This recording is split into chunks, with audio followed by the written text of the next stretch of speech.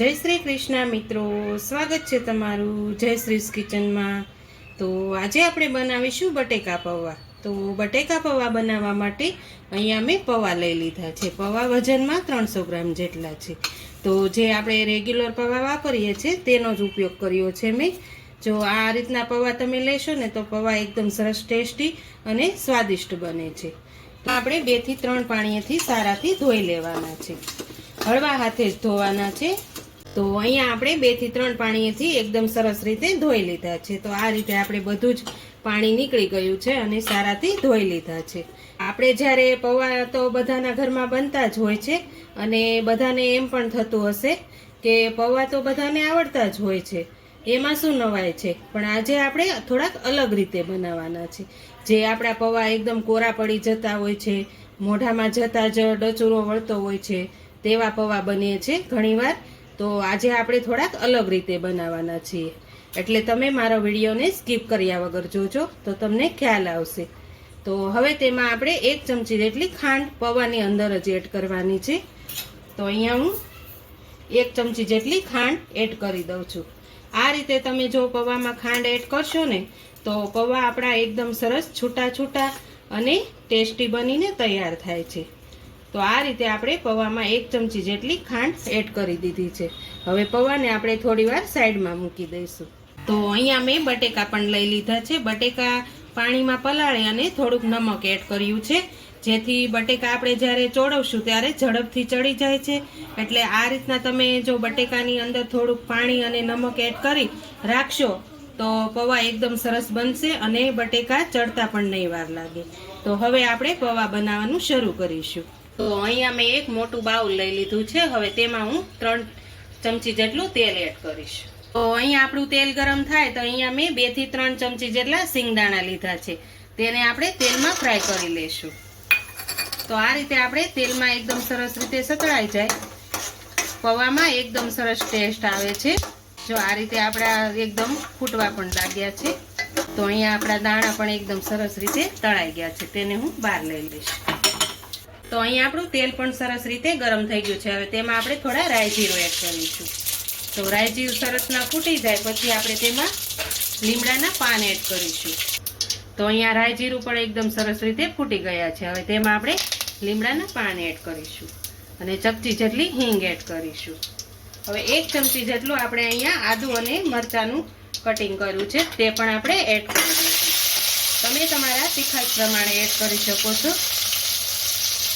તેને આપણે સરસ રીતે તેલમાં મિક્સ કરી લઈશું।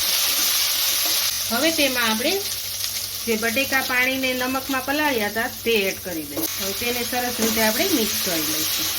હવે આપણે આને બટેકા ચડી જાય સરસ રીતના તેલમાં ત્યાં સુધી ઢાંકણ ઢાંકી અને ચડવા દઈશું।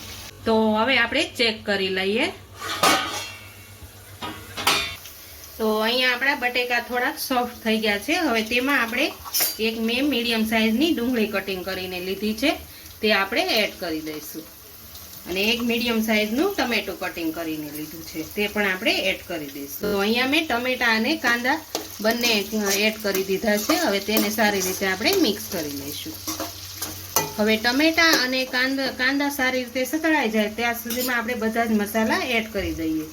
तो तेमां आपणे बधा मसाला एड करी दईशुं। अहींया मैं अर्धी चमची जेटली हळદર पाउडर लीधो छे, स्वाद प्रमाणे आपणे नमक एड करी दईशुं, 1 चमची जेटલું धाणा जीरुं पाउडर अने अर्धी चमची जेटलो आपणे गरम मसालो एड करी। तो आ रीते आपणे बधा ज मसाला एड करी अने सारी रीते मिक्स करी लेवाना छे।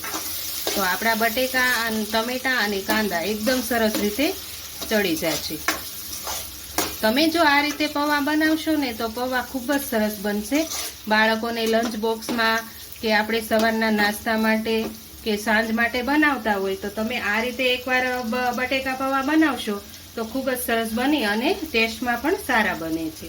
તો હવે તેને આપણે 5 મિનિટ સુધી ચડવા દઈશું।